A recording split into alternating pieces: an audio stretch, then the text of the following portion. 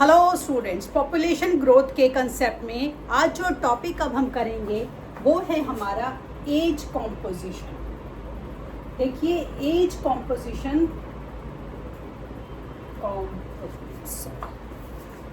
Composition हमारा क्या होता है। एज कॉम्पोजिशन हमारा बताता है कि हमारे देश में जो पॉपुलेशन है उसमें किस किस तरीके से हम बोले पैरामीटर्स में कितनी कितनी जनसंख्या है। तो इसके लिए हम क्या करते हैं, अपने देश की पॉपुलेशन को 3 हिस्सों में बांट लें, 0 से 15। ये सारा जो होता है ये हमारे देश के, किसी भी देश के क्या होते हैं, ये बच्चे होते हैं। और ये क्या होते हैं, हम बोले कि डिपेंडेंट पॉपुलेशन का हिस्सा होती है। 50 to 59 ये वर्किंग होती है। ये किसी भी देश की हम बोले वो पॉपुलेशन है जो कि वर्क करती है। उसके बाद आती है आपकी अबव 59।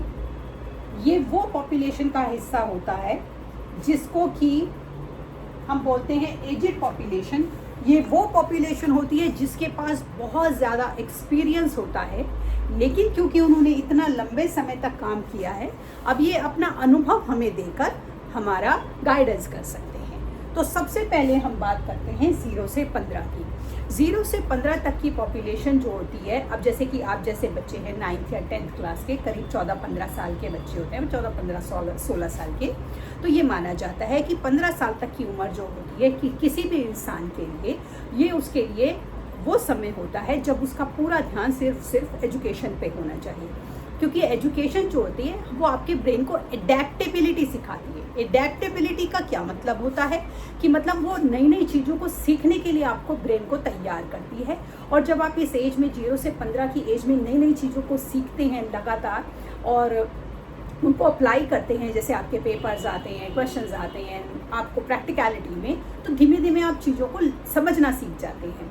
और जब आपका ब्रेन 15 साल तक की उम्र तक के लिए एडेप्टेबिलिटी करता रहता है, फिर वो एक लर्निंग स्टेज में आ जाता है कि वो आगे की उसमें भी ज़िंदगी में गलतियां करता है, सीखता है, दूसरों को देखकर सीखता है, अपनी चीज़ों से सीखता है, और वो फिर वो सीखते सीखते और एक बेहतरीन जो हम बोले स्किल्ड आदमी बन जाता है, स्किल्ड पर्सन बन जाता है।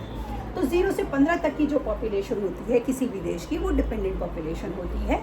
वो जो ये वाला हमारा एज ग्रुप होता है 15 to 59, ये वर्किंग एज होता है। और ये जो पॉपुलेशन होती है दोनों, पहली वाली और तीसरी वाली, ये दोनों इस पर डिपेंडेंट होती हैं, क्योंकि काम तो यही वाली एज ग्रुप करता है नॉर्मली ज़्यादातर। ठीक है, अब आपको कुछ केसेस मिल जाते हैं एक्सेप्शनली कि भाई छोटे छोटे बच्चे जो हैं ढाबे पर उस पर काम कर रहे हैं, वो एक एक्सेप्शन है, that's not the majority of the cases. तो इस तरीके से ये डिपेंडेंट होते हैं हमारे वर्किंग एज। अब इसी तरह अभी वर्किंग एज की बाद मैं बात नहीं करूँगी, अब हमारे आ जाते हैं अबव 59 वाले। ये वो लोग होते हैं जो जीवन के इतने लंबे समय तक काम करते हैं अपने अपने क्षेत्र में, जिस भी क्षेत्र में उनकी स्किल्ड होती हैं, और बेहतरीन काम करने के बाद अब वो रेस्ट नहीं करते हैं, लेकिन उनके पास बहुत सारा अनुभव होता है, एक्सपीरियंस होता है, और उस एक्सपीरियंस से वो हमारे जैसे लोगों को, या हम ये जो दोनों ब्रैकेट हैं, इन दोनों ब्रैकेट के पॉपुलेशन के लोगों को गाइड करते हैं। और इस तरीके से वो क्या करते हैं, हम बोल सकते हैं कि परिवार को या नेशन को एक बेहतरीन गाइडेंस वो देते हैं। अब आती है हमारी पॉपुलेशन का जो सबसे इम्पॉर्टेंट फैक्टर, जिसे हम बोलते हैं 15 to 59। ये वो एज ग्रुप होता है जो किसी भी देश में वर्किंग पॉपुलेशन होता है, जो अलग अलग क्षेत्रों में अलग अलग तरीक़ों से काम करता है, परिवार की जिम्मेदारियों को निभाता है, देश के लिए ग्रोथ का कारण बनता है, और खुद की और देश की एक तरह से हम बोले उसकी डेवलपमेंट का वो रीज़न होता है। तो ये जो 15 से हमारा 60 तक हम इसको अगर मान लें, ये जो हमारा हिस्सा होता है पॉपुलेशन का, ये बहुत इंपॉर्टेंट होता है। क्योंकि किसी भी देश की जब हम वर्किंग पॉपुलेशन को गिनते हैं, जैसे अगर आप बात सुने तो बोला जाता है यंग इंडिया। इंडिया को यंग इंडिया क्यों बोला जाता है? अगर किसी भी देश की पॉपुलेशन में अगर इस एज ब्रैकेट ग्रुप के लोग ज़्यादा होते हैं तो उसे यंग बोलते हैं, क्योंकि एक्चुअल काम तो यही करेंगे ना। अब जैसे अगर हम इटली जैसी नेशन की बात करते हैं तो वहाँ पर 59 की एज के ऊपर के लोग ज़्यादा हैं, तो इसलिए उसको हम बोलते हैं एजेड कंट्री है। वो एजेड कंट्री क्यों है? क्योंकि वहाँ एक्सपीरियंस मैं इसको किसी भी नेगेटिव वे में नहीं बोल रही हूँ, वहाँ एक्सपीरियंस लोग ज़्यादा हैं, लेकिन उनकी काम करने की कैपेसिटी अब इतनी नहीं है क्योंकि वो एक पर्टिकुलर एज में आ चुके हैं। और ये पॉपुलेशन तो अभी बहुत ही छोटी है, तो ये तो स्किल हो रही है, सीख रही है, लर्निंग एबिलिटीज़ रख रही है, इस तरीके से होती है। अब हमारा पॉपुलेशन का जो दूसरा हिस्सा आता है वो आता है हमारा, हम बोलते हैं मेल फीमेल रेशो। तो जो मेल फीमेल रेशो होती है ये हमारे देश में क्या बताती है, या किसी भी देश में, ये बताती है हमारी कि जो मेल और फीमेल का सिनेरियो है उस देश में कितना सही है।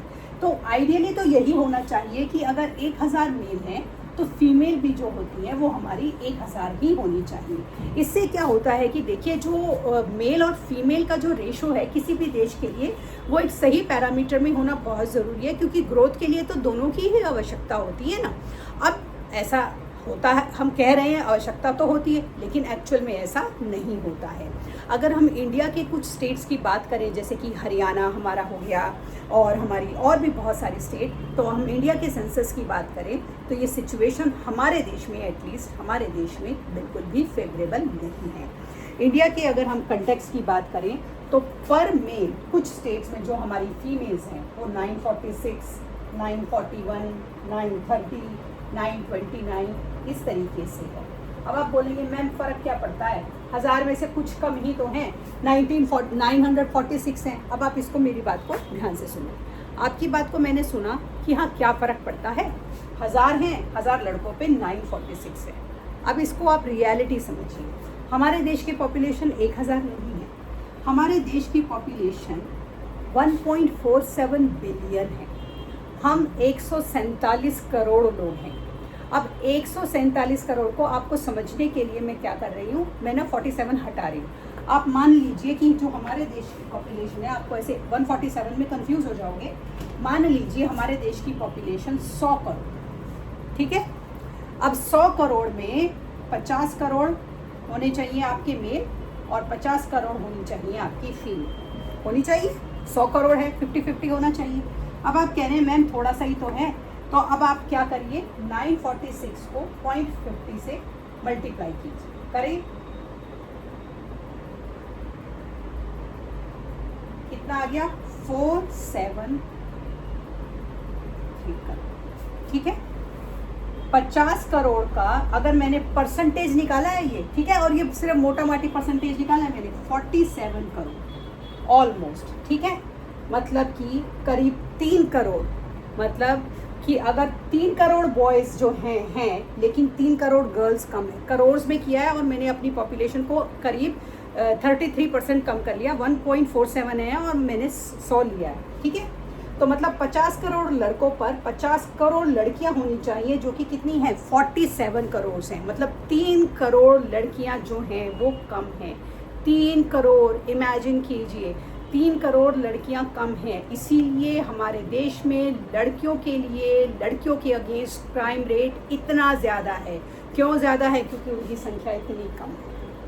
और अभी ये हमने बहुत मोटे तौर पर लिया है और एग्जैक्ट डेटा नहीं लिया है। इसीलिए क्या होता है, जब मेल और फीमेल रेशो इतना डिस्टॉर्टेड होता है तो इसीलिए सोसाइटी में मेल और फीमेल का जो डिस्क्रिमिनेशन है वो सोसाइटी में बहुत ज़्यादा गैप ले आता है।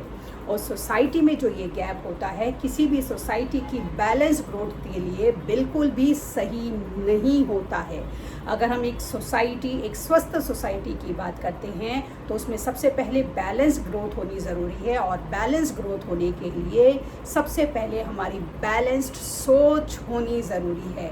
तो ये सोच कि लड़कियां जो हैं वो परिवार पर बोझ हैं, वो लड़कियां जो हैं परिवार के लिए बर्डन हैं, वो परिवार के लिए सिर्फ परेशानियां लाएगी, ये सोच लड़कियों को बहुत ज़्यादा हद तक अलग अलग तरीके के चीज़ों को झेलने के लिए फोर्स्ड करती है।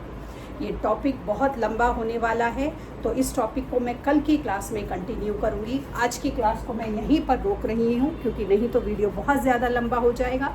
तो इस टॉपिक को मैं कल कंटिन्यू करूँगी। तब तक के लिए शुभ रात्रि।